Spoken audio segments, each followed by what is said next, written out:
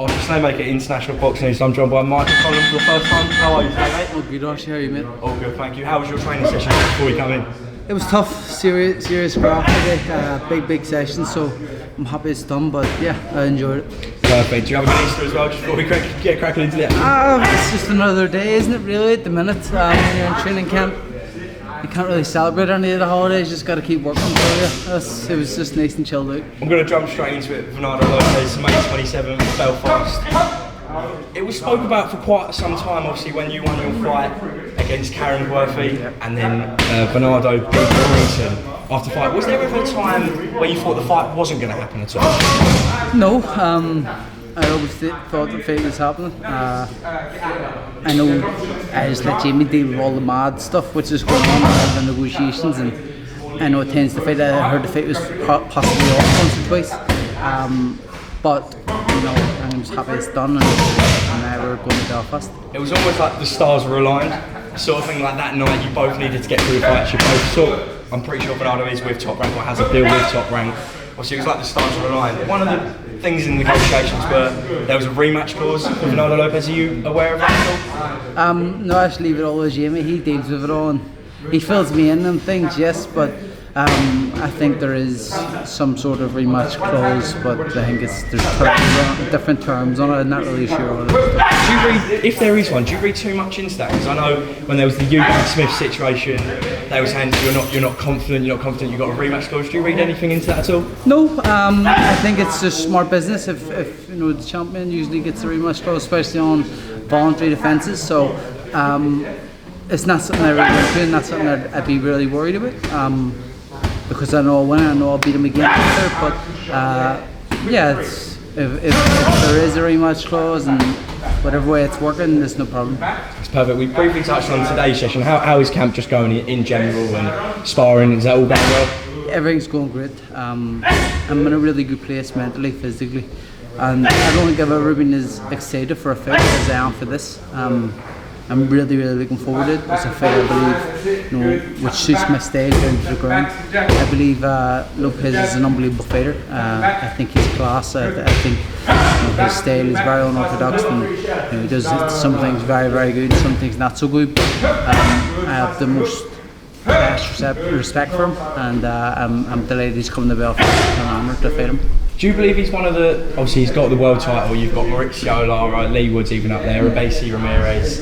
Do you believe he's at the top of that group? To be honest, I don't know who's at the top of the group. I think they all need to fight each other, and I think everybody's results could be different. It's hard to pick a number one in the division at the minute because it is so stacked.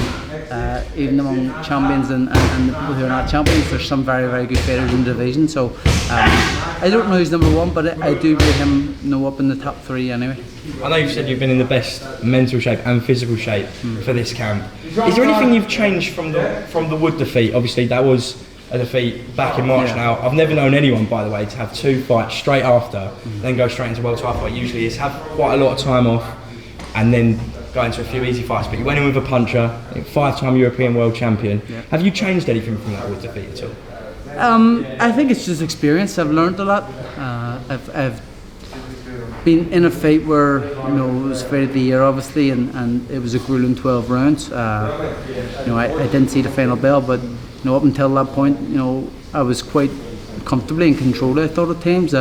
But you know, I now have the experience of fighting a 12-round fight at a mad pace, trying to blow someone out of there within round 2 and having to go another, you know, 10 rounds. So I've learnt an awful lot. I wouldn't say so much change loads in my training, but it's given me an extra type of motivation and an extra type of focus going into this type of fight. I'm going to touch on, obviously, not looking past Lara like we said, but Robeisy Ramirez is also with Top Rank. If you get through, I know there's loads of rumours, it always seems like you've just got that one fight left with Top Rank, but I'm under the understanding that it's coming towards the end of the contract. With Robeisy Ramirez with Top Rank as well, do you just see that fight happening in the future if you are victorious? Yeah, I definitely do. I see it happening. You know, I know Robeisy very well. He beat me in the 2012 Olympics. a fantastic fighter, and you know, I was delighted for him at the weekend when he went and won his world title 2 weeks ago. He was very, very good, very smart fighter. I think he's starting to fulfill his potential as a professional. So it's definitely a fight I can see, you know, down the line. Whether it happens in the next fight, which is a possibility, or not, you know, I don't know. But you know, it's something that I would welcome, and something that I would love to happen, because you know, there's history there, and you know, I'd be friendly enough with Ramirez, but you know, business is business, and I believe I'd win that fight too. There's another fight that I want to briefly touch on. It is the Wood rematch. Now I saw I'll give him a shout out, Ball and Brawl podcast with Sam Jones. You said you wouldn't give Wood a rematch unless he brought something to the table. Can I ask why is that? I think it was just because he said that after, you know, he beat me. I was like, yeah, he needs to go and earn something, or get something to make the rematch worthwhile. I think the fight itself makes the rematch worthwhile, but I'll treat people how they treat me, and if that's how I was being treated, that's how I'll move things going forward myself. That's perfect. And obviously, I'm going to ask for a prediction. Lara Wood 2. Obviously, it was a brutal knockout in the first fight. How do you see the rematch going in Manchester? To be honest, I see the same thing happening. I think it's too soon for Leigh to have the rematch, but I think there was, you know, there's a mandatory online and stuff for the WBA, and probably they didn't want to lose that fight happening with the mandatory filling in. So I can't really see a different outcome. Although I have said in that fight, Leigh beat himself because he got greedy and started to hook with a hooker. If he had stuck to his boxing, he could have probably won quite comfortably, but you know, he didn't. He just got a little bit greedy, and can he do that for 12 rounds? I'm not too sure. I hope he can, and I hope he can go and win the world title, and we can do the rematch. But I think after this, if he gets flattened again, it'd be very hard to see the rematch happen.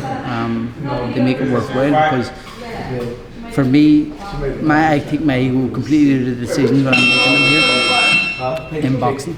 And it needs to be smart business ways for me. If he goes and loses, is the rematch worth what it was worth, you know, immediately after, or even now? I don't know. If it makes financial sense, I would take the rematch, yes. But if it doesn't make financial sense, it's not a fight that I'll take. There is one thing I want to touch on, so just before we finish, is Conlan Boxing in general.